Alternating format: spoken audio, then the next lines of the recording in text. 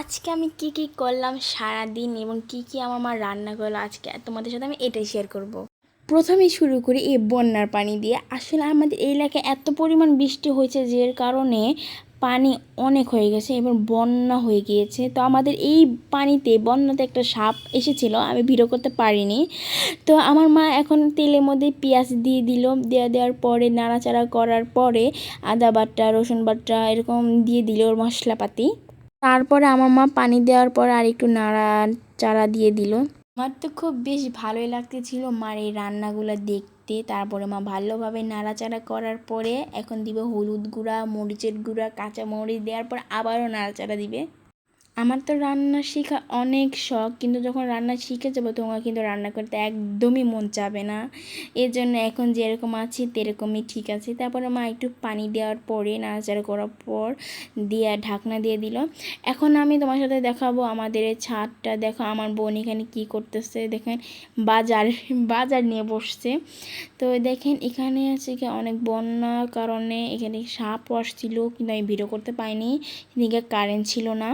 দেখুন এবং বাঁশের নিচে যেটা সাপ আসছিল আমি ভিডিও করতে পারিনি, কারণ হচ্ছে গিয়ে এটা কারেন্ট চলে গিয়েছিল বা চার্জও ছিল না, মোবাইলে কম বেশ 20% মতো চার্জ ছিল, তাই জন্য আমি ভিডিওটা একবারে করতে পারিনি। তারপরে আমার এই ছাদে যে আরেকটা খড়ির চুলা দেখলেন, এই চুলাটা হচ্ছে গিয়ে আমার পাশের বাড়িকে আন্টি। আমার মা এখন এই কলার সুসা এটাকে ভর্তা বানাবে। তো সিদ্ধ করার পর পাটার মধ্যে বাটাবাটি করবে, এটা তোমার সাথে শেয়ার করব। তারপরে আমার মা তরকারির মধ্যে কলা দিয়ে দিল। কলা দেওয়ার পরে মা ঢাকনা দেওয়ার পরে আবার কিছুক্ষণ নাড়াচাড়া করার পরে দেখুন কি সুন্দর বাতাস হচ্ছে। আর প্রকৃতিটা কি অনেক অনেক সুন্দর, আকাশটা এত পরিমাণ সুন্দর লাগতেছে। কিন্তু অথচ একটু আগে বাতাস হচ্ছিল, কিন্তু এখন বাতাস আর হচ্ছে না। তো তোমার সাথে এখন আমি যাব ছাদে। দেখেন এখানে আমি ছাদে চলে এসেছি। ছাদের এই পরিবেশটা আমার কাছে খুবই ভালো লাগে। ছাদে গেলে বাতাস হয়, সবাই কাপড় নেড়ে লাগছে, কারণ একটু পরে বৃষ্টি আসতে পারে, কোনো ঠিক নাই। আগেই শুনছিলাম এই সপ্তাহে নাকি রংধনু উঠেছিল, কিন্তু আমি দেখতেই পারিনি। আমি যদি দেখতাম অবশ্যই তোমার সাথে ভিডিও করে শেয়ার করতাম। দেখো আমাদের এই ছাদ থেকে রাস্তা সব দেখা যায়, আর ওই বারিন্দা হচ্ছে কি আমার বেস্ট ফ্রেন্ডের বাড়ি। তো আমরা ঘর পাশাপাশি একই। তার মাই কিন্তু আমার মার সাথে খড়ি চিলায় রান্ধে।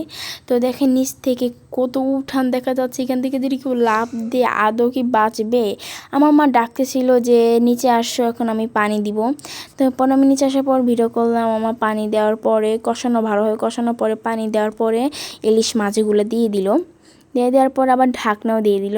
তার মধ্যে আবার বলকও উঠে গেল, আমি কি বলবো কি না। তারপর দেখো এখন কত সুন্দর রোদ উঠছে, এখন মেঘ, এখনই রোদ, এখনই বাতাস, এখনই বৃষ্টি, ঠিক নাই। এখন আমি কলা শসাগুলো আমার মা সিদ্ধ করতে দিয়ে দিয়েছে, আর আমি এদিকে মাটি আনতে যাচ্ছি নতুন চুলায়, মানে নতুন ঘরের চুলায়। এটা হচ্ছে কি আমার নিচতলার নানুর। তো আমি এখান থেকে মাটি নিচ্ছি, কারণ কালকে আমি একজন স্পেশালি বাসায় যাব একজনের। তো অবশ্যই তোমাদের সাথে আমি শেয়ার করব কালকে কার বাসায় যাচ্ছি। তো তারপর আমি মাটিগুলো দিয়ে দিলাম, দিয়ে দেওয়ার পরে আমি মাটিগুলো নিয়ে আসলাম। এটা কিন্তু আমি আবার জায়গার মতো ধুয়েও দিলাম, কালকে চুলা লেপে গোসল টোসল করে পরে যাব, তোমার সাথে শেয়ার করব। আমি কিন্তু ওই ঘর থেকে আনছি, ওটা কিন্তু একটা চুলা ঘর বানিয়েছে। তো আমি এখন আমার হাতটাকে ধুবো, ধোয়ার পরে দেখো আমার এই খড়ি চুলা রান্না করতেছে, আমার হাতটা একদম ফ্রেশ। তারপরে আমি একটু ঢাকনাটা উঁচু করলাম ওস্তাদি করে। আমার কামই আজাইরা, আমি যা মন চাই তাই করি। ঘরে কতগুলো মেকআপ, যে ছোটোবেলা আগে যত পরিমাণ মেকআপ করতাম, মানে মেকআপ করতে করতে পুরো মেকআপটাই ভেঙে ফেলতাম, একটা মেকআপও জুটতো না।